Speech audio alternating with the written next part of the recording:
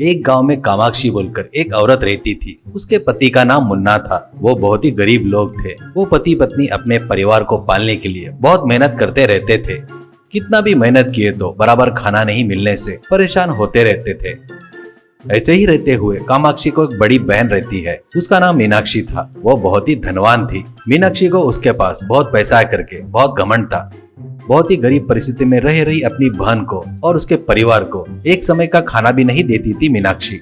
पड़ोस के गांव में कामाक्षी अपनी बहन रह रही है। अपने बहन की एक भी मदद नहीं करती थी। वैसे रहते हुए एक दिन मीनाक्षी कामाक्षी के पास आती है। आकर मीनाक्षी से, देख मीनाक्षी, अगले हफ्ते मेरी लड़की की शादी है, इसलिए तू वहाँ पर आकर काम वाले को देख ले। तू अकेले आ, अपने साथ किसी को भी लेकर नहीं आना। ऐसा कहती है कामाक्षी। ठीक है दीदी, मैं अकेले ही आ जाऊंगी। ऐसा कहती है। इससे मीनाक्षी वहाँ से निकल जाती है। अगले दिन कामाक्षी अपने दीदी के गांव जाने के लिए निकलती है तो वो देखकर पति मुन्ना बहुत दुखी होता है। तब मुन्ना, देख कामाक्षी, तू अभी वहाँ जा रही है, जाने की जरूरत है क्या? ऐसा कहता है। तो कामाक्षी, मैं वहाँ शादी में जाकर दीदी लोग का काम किया, इसलिए कुछ न कुछ देंगे ना, इससे कुछ दिन तो भूख से नहीं रहना पड़ेगा ना। ऐसा कहती है। तो वो बात सुनकर मुन्ना कुछ भी नहीं कर पाने से बहुत दुखी होता है। कामाक्षी निकलती है। घर आए कामाक्षी को देखकर मीनाक्षी कामाक्षी से, देख कामाक्षी, तू शादी में आए है ना, किसी से भी नहीं मिलना, किसी भी परिस्थिति में शादी के मंडप में नहीं आना, और मेरी बहन है करके किसी को नहीं बताना। सबके साथ मिलकर खाना भी नहीं खाना, सब खाने के बाद बच जाए तो वही खाना। ऐसा कहती है। वो बातें सुनकर कामाक्षी को बहुत दुख होता है। सुबह से बहुत मेहनत करके काम करती है।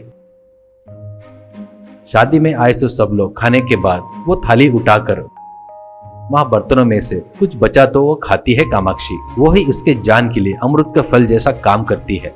वैसे पूरी शादी होते तक बहुत सारा काम वाम करती है। शादी में आए सभी खाने के बाद बचे हुए खाने को एक पोटली में बांधकर अपने दीदी से जाकर आती करके बोलती है। तब मीनाक्षी कामाक्षी के हाथ में पोटली देखकर, इसमें क्या लेकर जा रही हो? ऐसा कहती है। तो वो, कुछ नहीं दीदी, बचे हुए खाने के पदार्थ है, मेरे पति के लिए लेकर जा रही हूँ। वो खाना खा या नहीं पता नहीं। ऐसा कहती है। तब मीनाक्षी, बचा हुआ खाने को लेकर जाती क्या? वो पशु को खाने के लिए डाले तो वो दूध देते हैं। कहकर वो पोटली ले जाकर पशुओं को खाने के लिए डालती है और अब जा, ऐसा कहती है। इससे कामाक्षी रोते हुए घर जाने के लिए निकलती है। रास्ते में उसके साथ में जो हुआ अपमान उसके बारे में बार बार याद करते हुए रहती है। कामाक्षी ऐसे चलती रहती है तो कामाक्षी के पैरों के नीचे नरम सा कुछ लगता है। इससे वो नीचे देखती है तो वहाँ सांप नीचे मरा पड़ा हुआ दिखता है। उसको देखते ही कामाक्षी को लगता है कि भगवान ने ही मरने का रास्ता दिखाया है करके वो तुरंत उस सांप का सिर और पूंछ काट कर बाकी के हिस्से के टुकड़े टुकड़े करती है। बाद में उन टुकड़ों को एक कपड़े में बांध कर घर की तरफ निकलती है। घर आए पत्नी को देखकर मुन्ना पत्नी के हाथ में पोटली देखकर, ये क्या है कामाक्षी?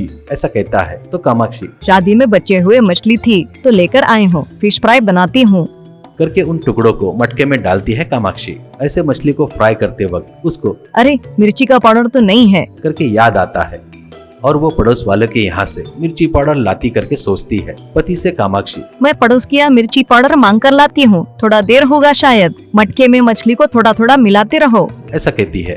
मुन्ना मटके के टुकड़ों को मिलाते रहता है तो पत्थर मिला रहा है जैसा कटकट की आवाज आती है। मुन्ना उस मटके के अंदर देखता है और देखते ही उसको बड़ा आश्चर्य होता है। तुरंत बाहर आकर पत्नी को वापस आकर के आवाज देता है। वो वापस आती है। मुन्ना हुआ सो सब बताता है। उसको भी आश्चर्य होता है। बाद में वो मटके को देखती है तो मटके में सोने के कड़ी चम चम चमाते हुए दिखते हैं। उसको देखकर पति पत्नी दोनों आश्चर्य से खुश होते हैं। तब कामाक्षी सब कुछ सच सच अपने पति को बताती है। बाद में दोनों मटके में से वो सोने की कड़ी बाहर निकाल कर शाहूकार के पास जाकर सोने की कड़ी देकर पैसा लेकर उनके जरूरत का सामान खरीदते हैं।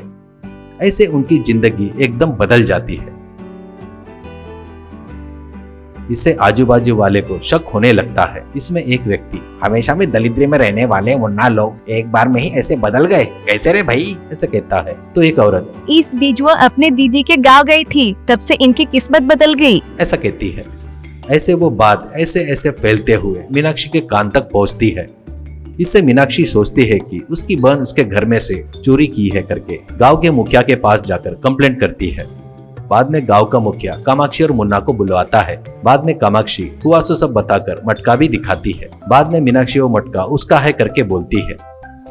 उस मटके में का सांप मीनाक्षी को काटने के लिए ऊपर आता है। इससे मीनाक्षी मटका छोड़ देती है। इससे मटके में के सोने के सिक्के बाहर गिरते हैं।